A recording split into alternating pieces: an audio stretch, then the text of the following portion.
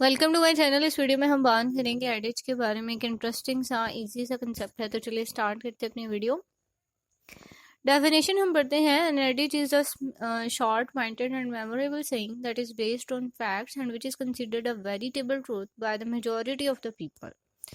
क्या मतलब हुआ, यानी कि ये एक शॉर्ट और पॉइंटेड और ऐसी मेमोरेबल स्टेटमेंट होती है जिसमें किसी फैक्ट के रिगार्डिंग बात की जा रही होती है, या फिर वो फैक्ट इतना यूज होता है और जनरेशन टू जनरेशन या लोग जो हैं उसको इतना पसंद करने लग जाते हैं उस कोड को या उस शॉर्ट कोटेशन को या जो भी आप कह सकते हैं, तो उसको लोग मानना शुरू कर देते हैं कि दिस इज़ द फैक्ट और उसको ट्रुथ मानते हैं। और इसी तरह ये चीज़ें जो हैं ये जनरेशन टू जनरेशन पास होना शुरू हो जाती हैं, राइट। फॉर एग्जांपल एक स्टेटमेंट है, God help those who help themselves, right.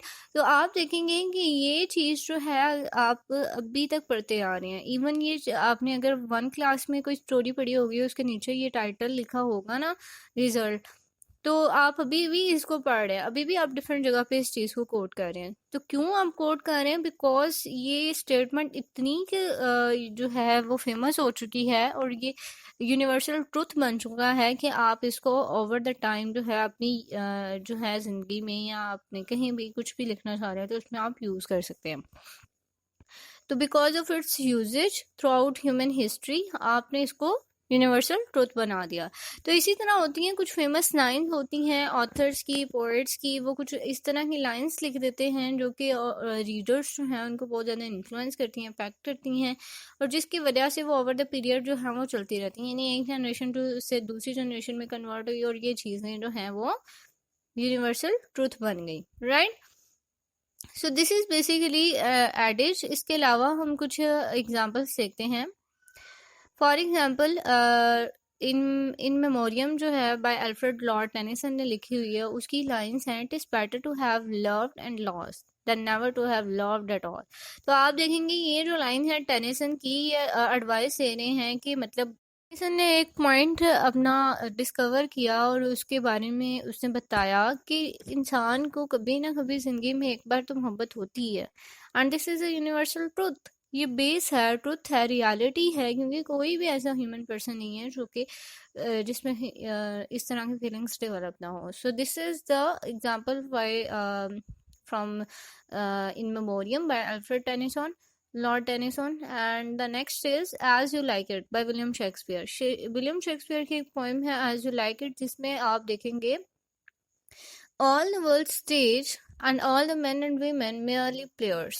तो देखिए उसने यहाँ पे हमारी जो वर्ल्ड है उसको कंपेयर कर दिया स्टेज के साथ, राइट। कि जिस तरह आप स्टेज पे कोई परफॉर्मेंस देख रहे होते हैं और जो आप लोग देख रहे होते हैं कि लोग जो है वो एक्टिंग कर रहे हैं, कह रही है उसने, ये कह रही है कि हमारी जो दुनिया है ना, ये जहाँ पे जो ये जो वर्ल्ड है ये बेसिकली स्टेज ही है जिसमें आके हम लोग मैन और वीमेन जो हैं वो एज अ प्लेयर काम कर रहे हैं और जो भी चीज़ें कर रहे हैं अपनी ज़िंदगी में, कहीं पे कुछ उनको एक्ट करना पड़ता है, कहीं पे उनको फॉर्मल एक्ट करना है, किसी कहीं पे उनको इनफॉर्मल एक्ट करना है, और ये सारी चीज़ें से बताई हैं, right. They have their exit and their entrance and one man in his time plays many parts, his acts being 7 ages. यानी कि उसने ना 7 एजेस में इंसान की लाइफ को डिस्क्राइब किया है कि उसकी 7 एजेस आती हैं, राइट। वो 7 एजेस उसने एक्सप्लेन भी की हैं, जैसे चाइल्डहुड हो गया, यंग एज हो गई, टीन एज हो जाएगी, इन्फेंट हो गई, ये सारी चीज़ें उसने एक्सप्लेन की हुई हैं। तो उसने कहा कि हमारी जो है एग्जिस्टेंस भी है, एंट्रेंस भी है, और हमने अपना टाइम जो है जितना हमें टाइम मिलता है उस दौरान हमने अपना पार्ट जो है वो प्ले करना और फिर चले जाना है।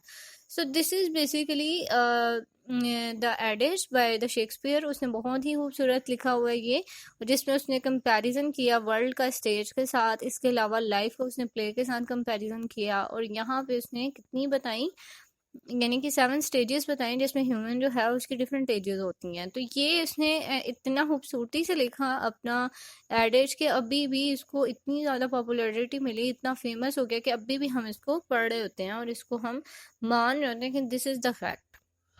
तो ये एक इंटरेस्टिंग सा इजी सा कंसेप्ट था। आई होप कि आपको क्लियर हो गया होगा। अब इससे रिगार्डिंग आपको कोई क्वेश्चन है, कुछ भी शेयर करना चाहते हैं, मुझे कमेंट सेक्शन में बताएं। अपना और अपने प्यारों का बहुत सा ख्याल रखिएगा। मिलते हैं नेक्स्ट वीडियो में।